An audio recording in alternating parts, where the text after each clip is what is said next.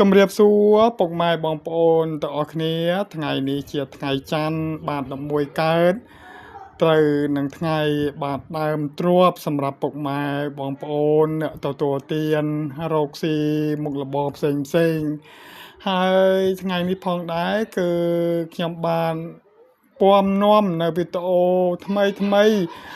បង្ហាញជូនពុកម៉ែបងប្អូនអ្នកគ្នាបាទសិក្សាតាក់ទងជាមួយនឹងឱសថបាទបុរាណដែលខ្ញុំបានចេះចាំយកមកផ្សព្វផ្សាយជូនពុកម៉ែបងប្អូនទៅតាមអ្វីដែលខ្ញុំបានចេះពុកម៉ែបងប្អូនណាហ្នឹងហើយសង្ឃឹមថាពុកម៉ែបងប្អូនទាំងអស់គ្នានឹងយកអ្វីដែលខ្ញុំបានបង្ហាត់បង្ហាញអំពីរុក្ខឱសថថ្មីយកទៅបម្រើ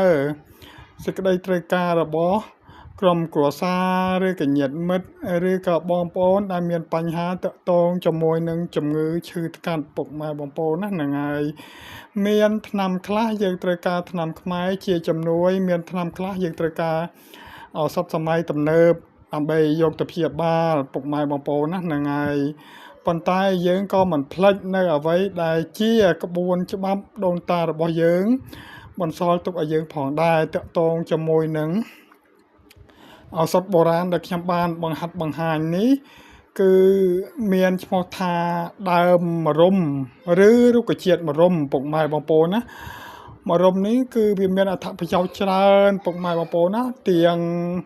ឫសទាំងដើមទាំងស្លឹកទាំងផ្លែទាំងផ្កាពុកម៉ែបងប្អូនណាហ្នឹងហើយគេយកទៅស្លហូប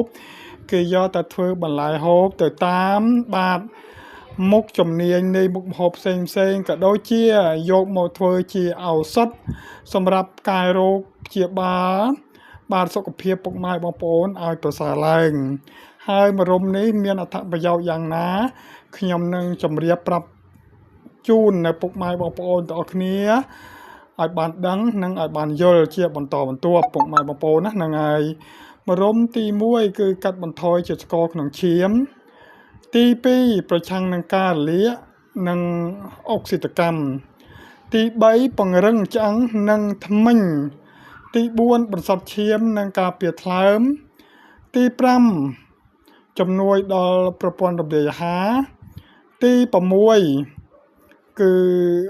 បង្កើនទឹកដោះពុកម៉ែបងប្អូនណាបង្កើនទឹកដោះគឺល្អសម្រាប់អ្នកដែលកំពុងតែបំបីកូនពុកម៉ែបងប្អូន